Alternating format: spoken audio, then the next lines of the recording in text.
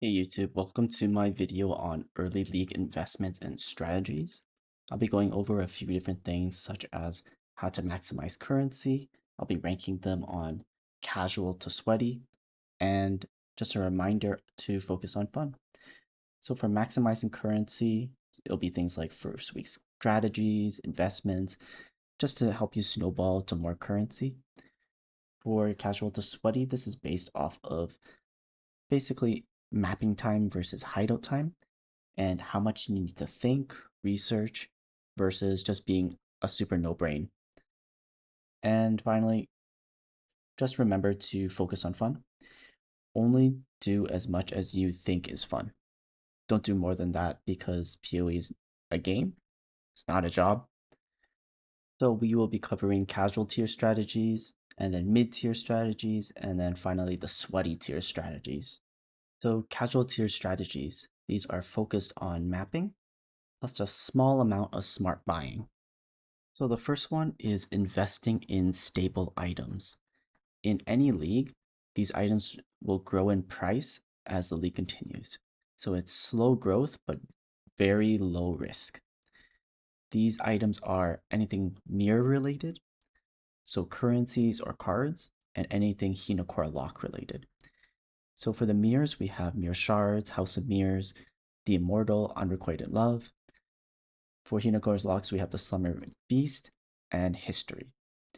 And as you can see on the two charts below, these are the historical prices for the Immortal in Mirage on the left and Necropolis, Ancestor, and Affliction on the right.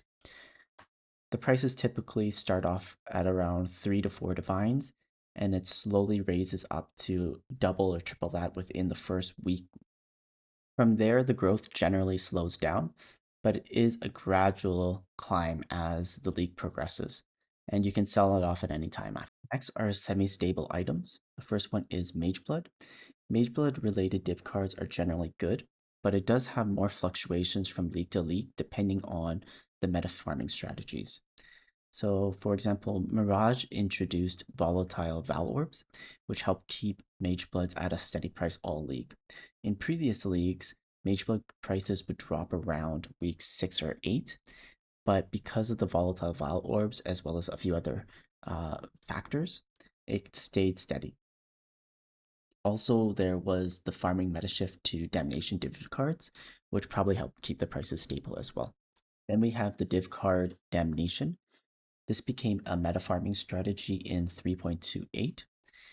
It was mostly for gamblers. They would gamble these and try to make as much profit as possible. The pricing is extremely volatile.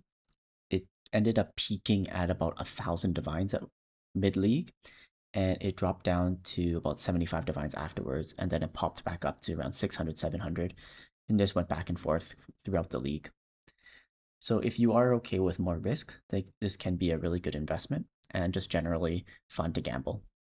There are also a lot of other stable investments that you can do, like Awakener Orbs or Deli Orbs, but you will need to find them yourself. You can use resources such as PoE Ninja or PoE Antiquary, but researching and judging what is good will probably push you more towards the sweaty tier. So if you're lazy like me, you can just buy any of the previously mentioned items. The best one is definitely anything related to mirrors, because that's stable no matter what happens in the league. Tips and mapping strategies for casuals. So marketplace rares. Identify and list rares with life resistances, move speed, spell suppression, and just throw them into multiple tabs of 1 divine, 10C, 50C, 5C, 1C, however much you want to price them, but just drop it in there. Don't even think. And if they don't sell, move it to a lower tab every few hours or so. Don't sit there and try to judge how to price these items unless you know for a fact that they're good. Just throw them into the tab and forget about it. Next is low tier currency. This might seem really obvious, but jewelers, chromos, fusings have huge value in the first few days of the league. So sell them if you don't need them. Prices for these low tier currencies typically drop very quickly as more and more people reach max. So sell them as soon as possible. We have some general mapping strategies. So at the beginning of the league, Legion is very good. It drops 6 links, currency, and emblems. 6 links in the first week or two sell for anywhere from 30 to 50C. So Legion is very strong. Then we have Blight. It drops currency and oils. This is very good if your build sucks. Typically, my build sucks at the beginning of the league. I always try to run some stupid build that I made up myself, and it typically fails pretty badly. So I run Blight a lot. So do recommend if you have a bad build. Next is Red Altars. These drop Eldritch currency, chaos, low tier currencies. This is also very good, just strictly because it drops lots and lots of chaos orbs. Next is T7 essences. These are kind of a pain to sell, but it's very good early on if you can stomach it. Then we have Harvest. Harvest drops tons of life force and it's very easy to sell. So one of my favorites. Then we have Delve. So after the change in 3.28, the main source of fossils and resonators is now Delve. So the prices have gone up, and if you like delving, it's a really good way to start the league. Then moving on to mid-tier strategies. These are a mixture of mapping, crafting, and flipping. It takes more know-how, but not a lot of critical thinking. So at the beginning of the league, rare items are worth a lot. Everybody doesn't have gear, they want to gear up. And there's two really good sources for gear. One is the Breach Genesis tree. It's a super brainless way to get good rares, and it does have a lot of RNG. You can only choose the item type and not the bases, and it cannot craft weapons. But it is easy and fast. So you can just click nodes in the tree, spam wound gifts, and there's very minimal hideout time. It can craft a lot of decent gear, but great gear is unlikely. You can combine it with Recombinators, and that does increase the chances of getting something really good. But yeah, alternatively, you can hunt for meta Foulborn uniques. So in 3.28, Captain Lance used a Foulborn Ghost Scribe in one of his popular builds, and in the first week, the price peaked at 1300C. So if you get one of those, you're pretty much set for early league. Then we have Rog crafting. It's huge profit if you spend the time to learn how to do it, and it's much less RNG than the Genesis tree because you can choose the base type, you can craft weapons, and it is possible to create really good gear in week 1 and even day 1. So it does have a lot of hideout time because you'll need to sit there and craft items with Rog. But again, it's one of the best ways to make early game currency. If you want a full guide, you can refer to From Rogs to Riches by Shallus. It's a Google's doc. It has everything you need to know about it, from how to get to artifacts to how to roll the mods on the items. So highly recommend to take a look at it. Then we have some other strategies that you can run. These do take a little bit more thinking and know-how compared to the casual strategies, but it can be quite good as well. First, we have lab running. These drop trans gems, exceptional gems, grand spectrums, and quality for gems. This just requires more planning as you need to know what trans gems are good, what gems are good for quality, and what the meta is. Then we have Delirium, drops lots of clusters and deli orbs. Same thing, you need to know the meta to know what the popular builds are, what clusters they're using, what notables do they need, and if you can, you should be crafting them. But there is a lot of profit in clusters in the beginning of the league. Next is bossing. So lots of good boss drops in the beginning of the league. So rather than complexity or know-how, it's just simply experience and speed. You need to be very fast to reach the bosses first and kill enough of them to get all these rare drops and sell them as fast as possible. But if you can, for example, get Indigon in a league that everybody's using it, it can be very, very expensive. Finally, we have carry services. So things like bossing, lab, invitations, that can be very profitable as well. And then split tier strategies. So craft and trade until you get multiple mirrors. and then play whatever build you want.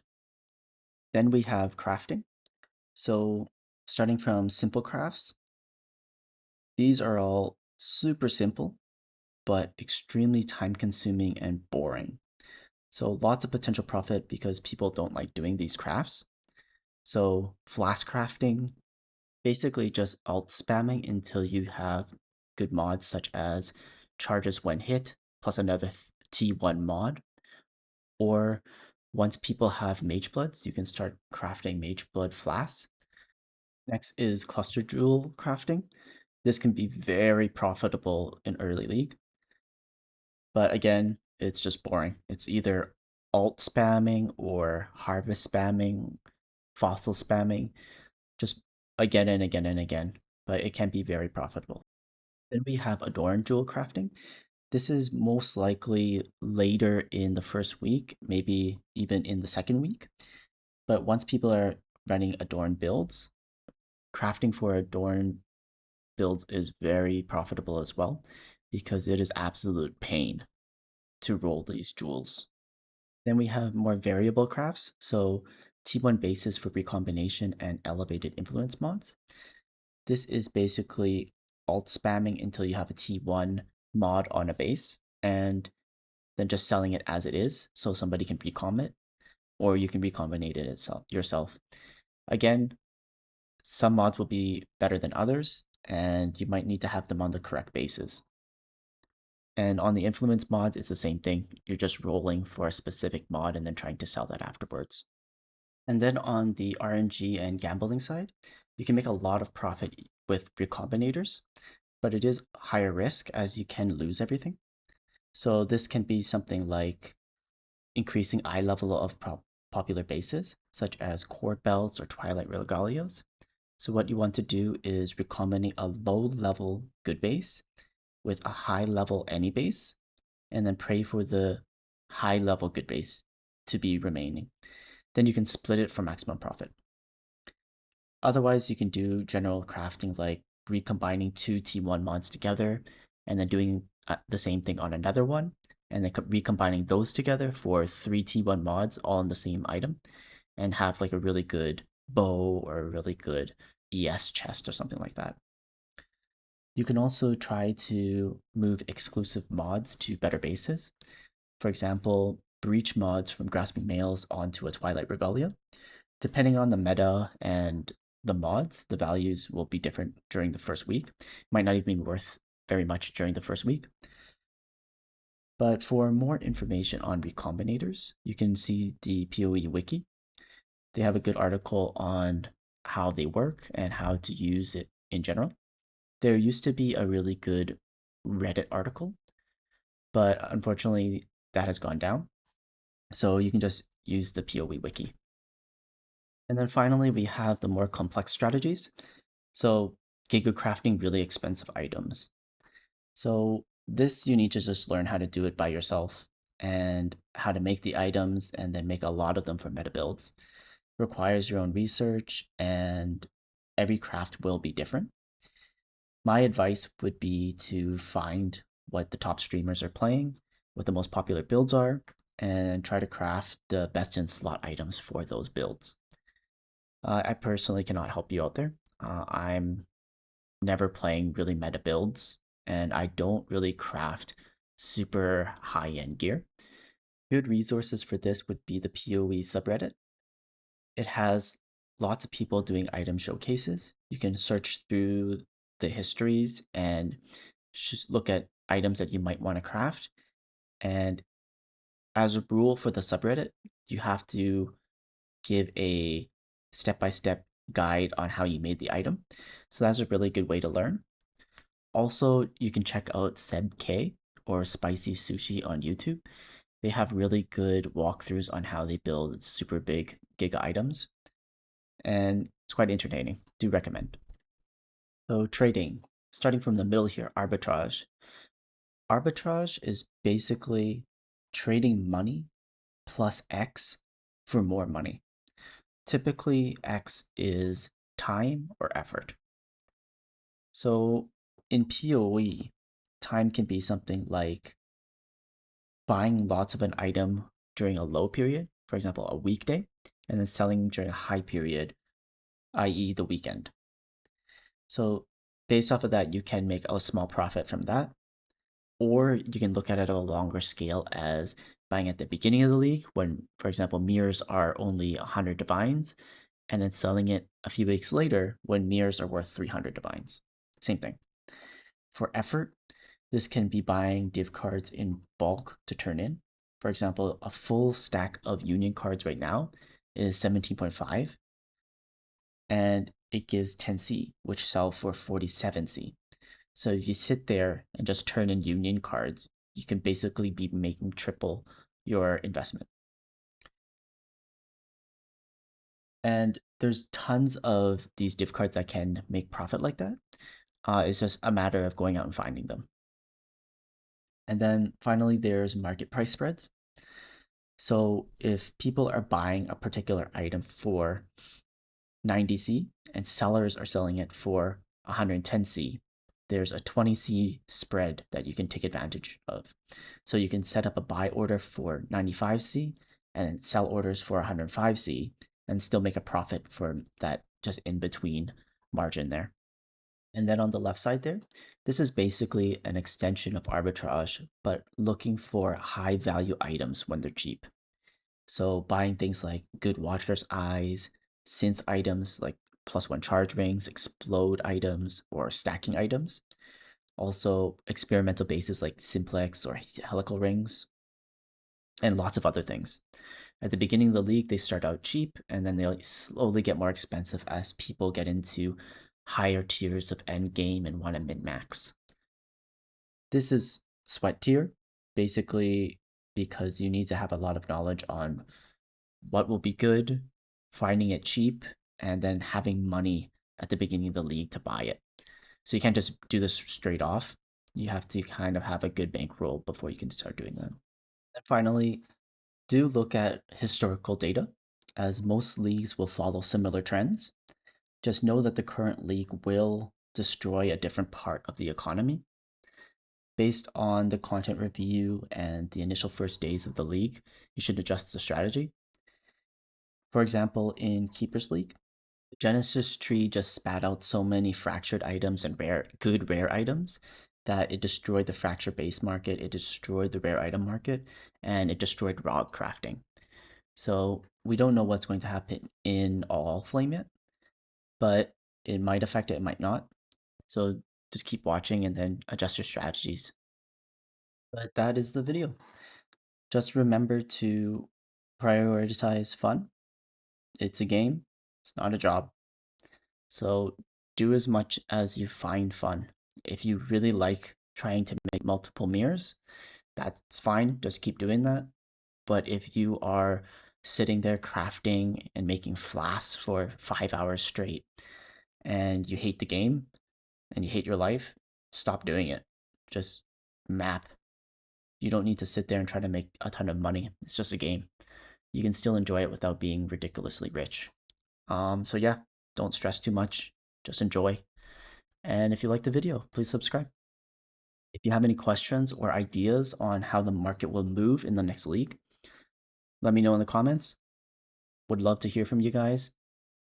Let me know if you have any strategies that worked out for you in previous leagues and what you're going to do this league. Maybe it'll be helpful for others. Thank you for watching and have a good day.